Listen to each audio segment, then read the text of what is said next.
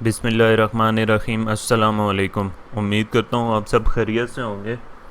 आज का जो हमारा टॉपिक है वो ट्रेंड लाइन पर है कि ट्रेंड लाइन कैसे ड्रॉ की जाती हैं और मार्केट में ट्रेंड लाइंस जो हैं या जो ट्रेंडिंग चैनल्स होते हैं उनकी क्या अहमियत होती है। मैं आपको एक एग्ज़ाम्पल देता हूँ।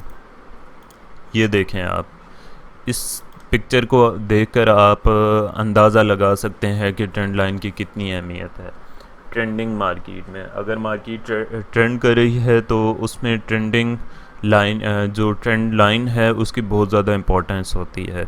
और बहुत सारे रिटेल ट्रेडर्स हैं और दीगर जो इंस्टीट्यूशनल ट्रेडर्स भी हैं वो भी ट्रेंड लाइन की बेस पर बहुत ज़्यादा ट्रेड करते हैं। बेसिकली जो ट्रेंड लाइन होती है वो मार्केट की डायरेक्शन बताती है, वो बताती है कि मार्केट किस सिमत में डिसिप्लिन के साथ मूव कर रही है। फिर उसके बाद इसकी मिसाल मैं आपको यहाँ पर दिखा दूँ। ये देखें मार्केट डिसिप्लिन के साथ एक चैनल में मूव कर रही है, तो ये हम ट्रेंड लाइन के ज़रिए से डिफ़ाइन करेंगे। इसकी ट्रेंड लाइन एक ऊपर भी बना देंगे और नीचे भी ड्रॉ कर देंगे। ये देखें कितने डिसिप्लिन से मार्केट ट्रेंड लाइन के अंदर मूव कर रही है। इसी तरह से जो दूसरी चीज़ है वो ये है कि ट्रेंड लाइन असल में सपोर्ट एंड रेजिस्टेंस को भी डिफ़ाइन करती हैं। ट्रेंडिंग मार्केट में जब मार्केट ट्रेंड करी होगी इस तरह से ऊपर नीचे, तो मार्केट उनमें जो सपोर्ट एंड रेजिस्टेंस होंगी ये वाले लेवल्स और इसी तरह से ऊपर से ड्रॉ करें तो ये वाला लेवल, तो market in support and resistance के लेवल्स को भी ये ट्रेंड लाइंस डिफ़ाइन करती हैं। फिर उसके बाद ये है कि हम अच्छा जो हमने प्राइस एक्शन पैटर्न्स पढ़े हैं उनमें भी ट्रेंड लाइन बहुत ज़्यादा हेल्पफुल होती हैं, उन्हें ड्रॉ ट्रेंड लाइन के ज़रिए से किया जाता है। अच्छा, फिर इसमें करना क्या है, एक तो हमें जो फोकस करना है वो मेजर स्विंग पॉइंट्स को करना है और फिर उनको आपस में मिलाना है। फिर इसमें सपोर्ट एंड रेजिस्टेंस वाला रूल रखना है कि मोस्ट टचेस को अहमियत देनी होती है। और ये देखें, पहले देख लें कि किस तरह से हमने ड्रॉ करनी है। ये एक इसकी एग्जांपल है। मार्केट ट्रेंडिंग में है अब यहाँ पर,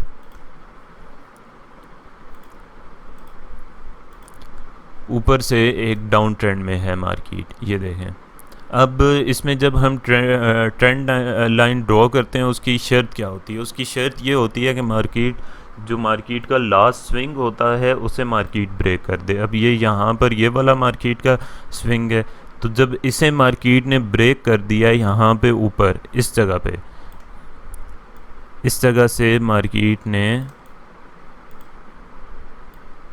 इस स्विंग को ब्रेक कर दिया और ऊपर चली गई, तो यहाँ पे हम डिफ़ाइन करेंगे कि मार्केट का अब एक तो ट्रेंड भी चेंज हो चुका है और मार्केट कोई अगर तो ट्रेंड बनाती है नेक्स्ट तो उसमें हम ट्रेंड लाइन के ज़रिए से डिफ़ाइन करेंगे। यानी कि ये देखें यहाँ पे ये एक ट्रेंड बना है मार्केट का, तो इस तरह से मार्केट का ट्रेंड डिफ़ाइन किया जाता है और मार्केट के ये वाले जो लेवल्स होते हैं फिर यहाँ से हम ट्रेड करते हैं इस तरह से।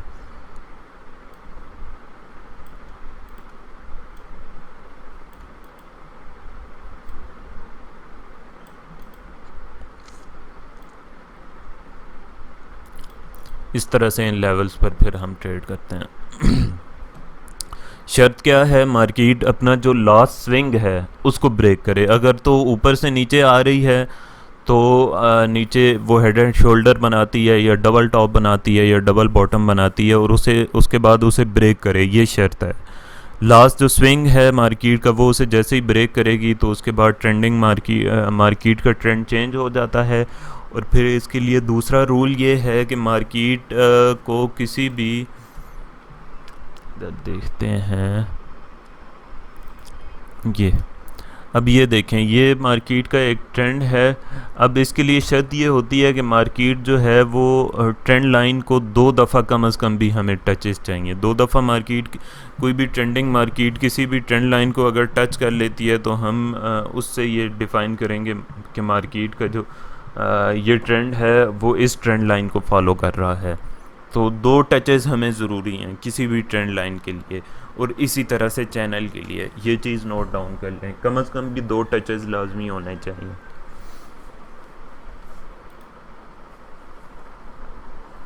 अच्छा, फिर उसके बाद जो ट्रेंड लाइन है ये देखें।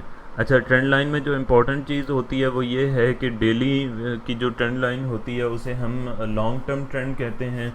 डेली में अगर हम ट्रेंड लाइन बना रहे हैं और डेली के ट्रेंड लाइन को हम डेली के ट्रेंड को हम फॉलो अगर कर रहे हैं तो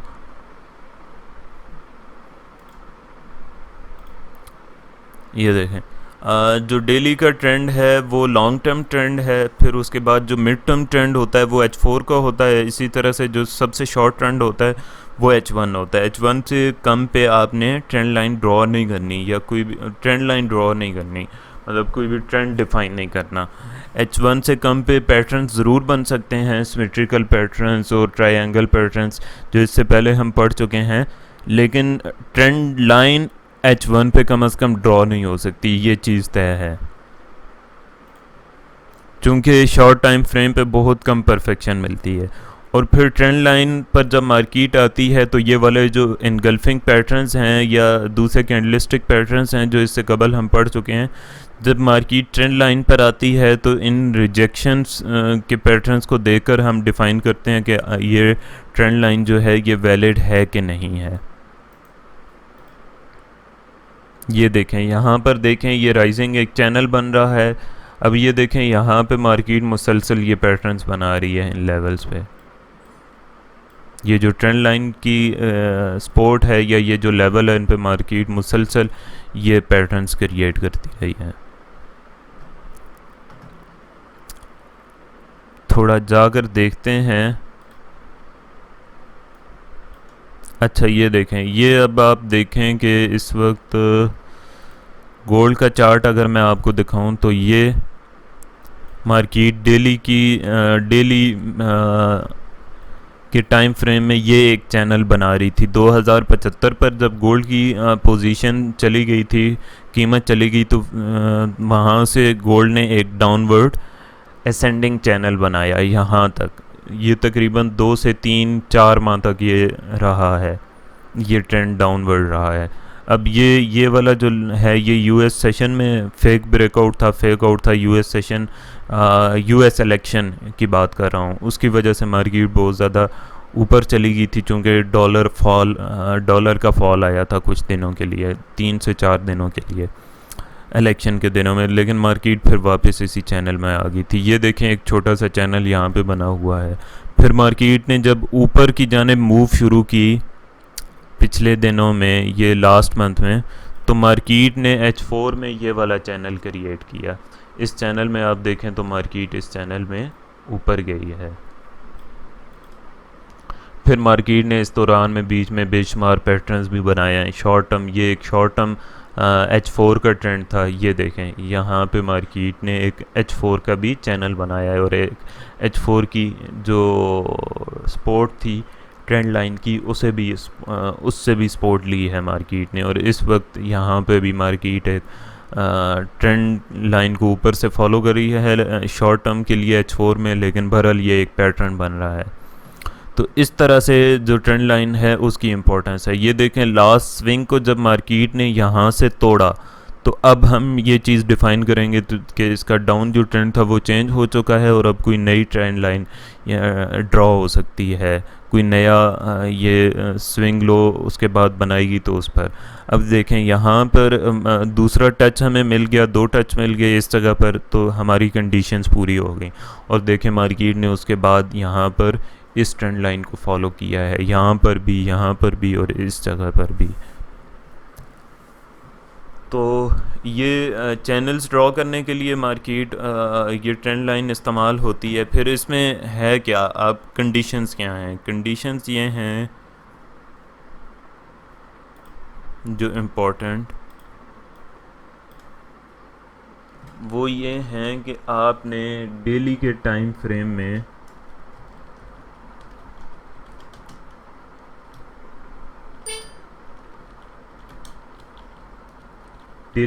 फ्रेम में most touches of weeks plus body, इस चीज़ को इम्पोर्टेंस देनी है आपने डेली के, या जो हायर टाइम फ्रेम होता है। फिर इसके बाद जो मिड टर्म टाइम फ्रेम है उसमें सिर्फ और सिर्फ विक्स को आपने इम्पोर्टेंस देनी है।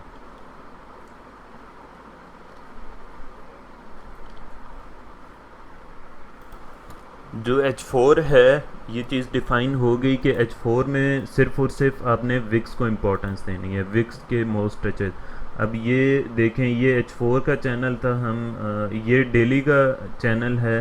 अब इसमें आपने बॉडीज़ और जो उसकी विक्स हैं उन दोनों को इम्पोर्टेंस देनी है, लेकिन जो ज़्यादा इम्पोर्टेंस देनी होती है, जो ट्रेंड लाइन हम ड्रॉ करते हैं वो ज़्यादा विक्स को इम्पोर्टेंस देते हैं। मतलब विक्स, ये स्ट्रेटजी जो है, ये चीज़ नोट डाउन है कि आपने सिर्फ और सिर्फ विक्स पर ट्रेंड लाइन ड्रॉ करनी है। लेकिन जो मोस्ट टचेस हैं वो विक्स के ही होने चाहिए, लेकिन बीच में एक आध बॉडी आ जाती है तो खैर है, उसमें इशू नहीं है। लेकिन H4 में लाजमन आपने सिर्फ और सिर्फ विक पर ही ड्रॉ करनी है, और H1 में तो सिर्फ और सिर्फ H1 और H4 का जो मिड टर्म और शॉर्ट टर्म ट्रेंड्स हैं उनमें सिर्फ और सिर्फ विक्स पर आपने ड्रॉ करनी है।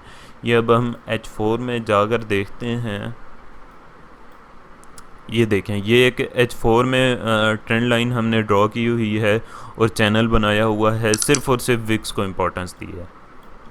अब ये एक और H4 की ट्रेंड लाइन थी, ये सिर्फ और सिर्फ हमने विक पर ड्रॉ की है, विक्स पर। विक्स मतलब इसमें अगर तो बॉडीज़ को भी इम्पोर्टेंस देते, बॉडीज़ को भी के टचेस को भी लाने की कोशिश करते तो ये इस तरह से कुछ बनता, लेकिन हमने चूँकि बिल्कुल विक्स पर ड्रॉ करनी थी तो ये इस तरह से बना है। इसमें आप देखेंगे बेशुमार अब शॉर्ट टर्म ट्रेंड्स भी आए हैं मार्केट में। ये देखें, ये H1 का ट्रेंड था, तो H1 के ट्रेंड में ये देखें हमने बॉडीज़ को के टचेस को भी दरमियान में लाया है साथ में। अगर यूँ हम ऊपर रखते हैं तो ये एक प्रॉपर ट्रेंड नहीं बनता। तो ये चूँकि शॉर्ट टर्म ट्रेंड था तो इसलिए हमने H1 में जाकर देखेंगे तो वहाँ पे ज़्यादा क्लियर होगा।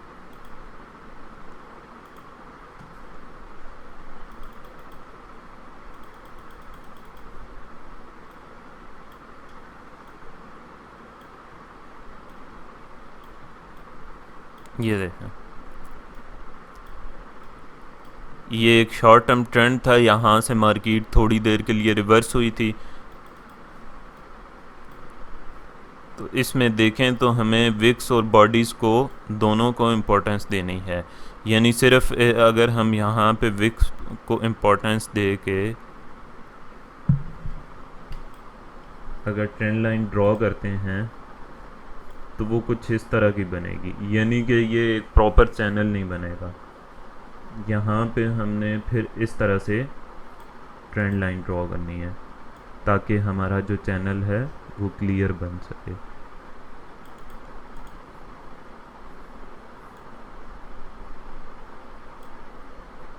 अब यहाँ पे बॉडीज़ भी बहुत ज़्यादा टच कर रही हैं इस ट्रेंड लाइन को, और विक्स भी बहुत ज़्यादा टच कर रही हैं।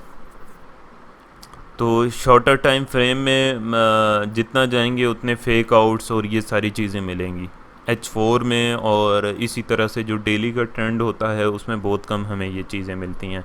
लेकिन बेसिकली हमें जो मार्केट की ये वाली चीज़ें हैं ट्रेंड लाइन के ज़रिए से ज़्यादा ये चीज़ें हमें हायर टाइम फ्रेम में भी, और जो मिड टर्म टाइम फ्रेम है उसमें भी हम ये वाली चीज़ें फाइंड आउट करने के लिए ट्रेंड लाइन का इस्तेमाल करते हैं। यहाँ से ट्रेंड लाइन ओपन्स होंगी, ट्रेडिंग व्यू में आप जाएंगे, और इसी तरह से जो हॉरिजेंटल रेज या लाइंस हैं वो यहाँ से ओपन होंगी।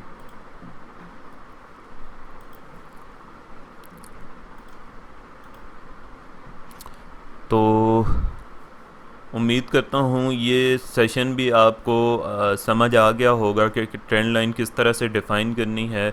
इस पर भी कुछ PDFs जो और इसके जो रूल्स हैं, यहाँ तो मैं 3 घंटे भी लगा रहा हूँ, लेकिन उसके बाद जब तक रूल्स लाशऊर में समझ नहीं आएंगे और आप प्रैक्टिस नहीं करेंगे तो तब तक नई चीज़ क्लियर होगी।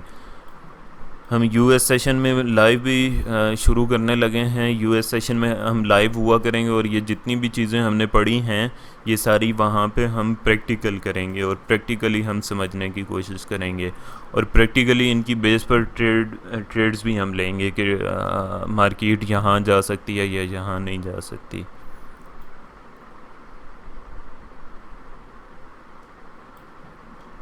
तो होपफुली ये सेशन भी आपको, ये क्लास भी समझ आई होगी। इंशाल्लाह अगली क्लास में मिलते हैं। इन सब चीज़ों को प्रैक्टिस लाजमी कीजिएगा। जब तक आप प्रैक्टिस नहीं कर लेते तब तक कुछ भी नहीं होगा। प्रैक्टिस के बगैर बहुत मुश्किल है ये मार्केट। प्रैक्टिस अगर करेंगे तो ही सब चीज़ें समझ आएंगी।